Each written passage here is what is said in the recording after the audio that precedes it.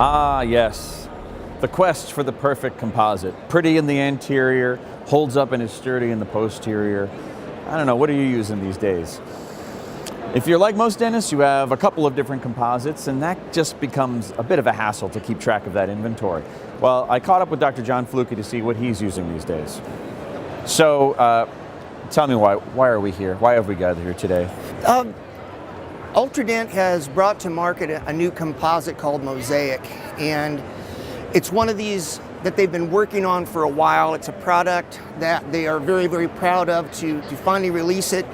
But one of the great things about UltraDent is that they don't put something on the market until they are absolutely 100% convinced that it's ready to go. Mm-hmm. So tell me about the product itself. I see we have composite here. What makes this different? What makes it special? You know, it's a 20 shade variation. You have both dentin shades and enamel shades. And what I love about it from a cosmetic standpoint is you can layer it, you know, using the dentin shades and the enamel shades, and the handling characteristics are phenomenal. Yeah, so this is your go-to anterior composite. Yes. However, it's also completely suited for use in the posterior as well. So it's, you know, a one composite does all, and yet it's beautiful, it handles well, it blends like a dream, and it finishes like nothing I've ever seen in my career at this point. So how do you, there's 20 shades. Yes. That is, I mean, so comprehensive. What would you recommend a typical general dentist practice order to keep stock of? They're probably going to want more A2s, especially in posterior, right? Right.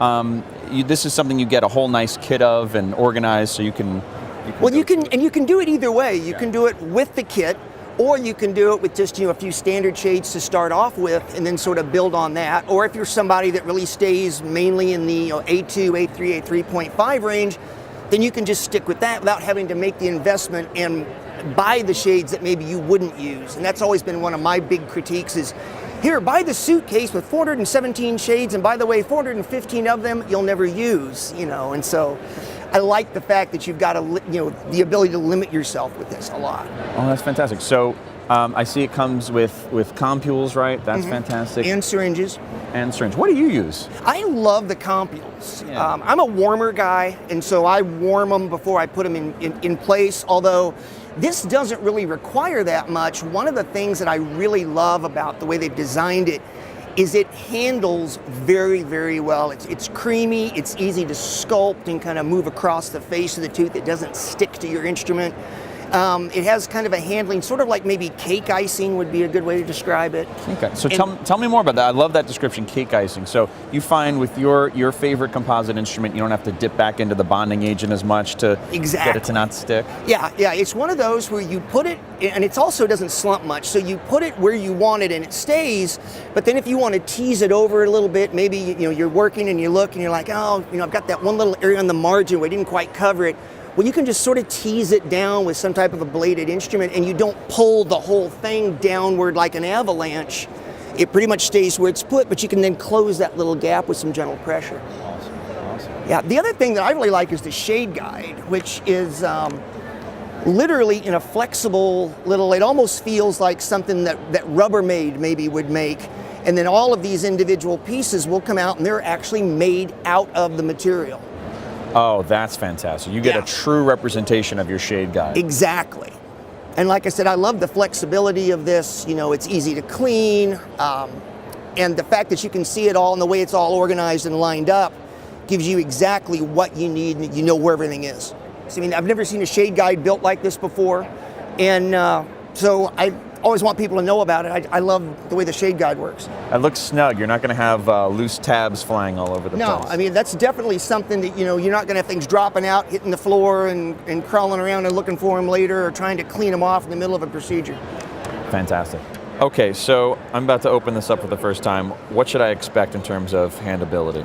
You know, what you're going to really feel is that once it, you get it down here on the paper and you start working with it, is you're just going to notice how you feel like you can really guide this stuff, which has always been my big thing on a lot of composites, is just that you can't get it to go where you want it to go, and then stay there. It absolutely does. Yeah.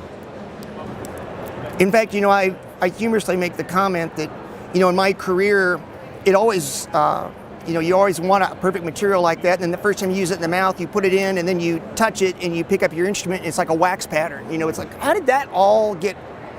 And then you can't get it. Right. Well, this doesn't do that. No, it's very responsive. You put it somewhere, it stays there. Absolutely, and it really isn't sticking to the instrument. And we haven't dipped this. No. There's no, David Copperfield stuff that we've tinkered with the instrument or anything ahead of time. So you scoop that up, and now, so just kind of when you place it, just notice how you can just really get it to the margin where you want it. Oh, yeah.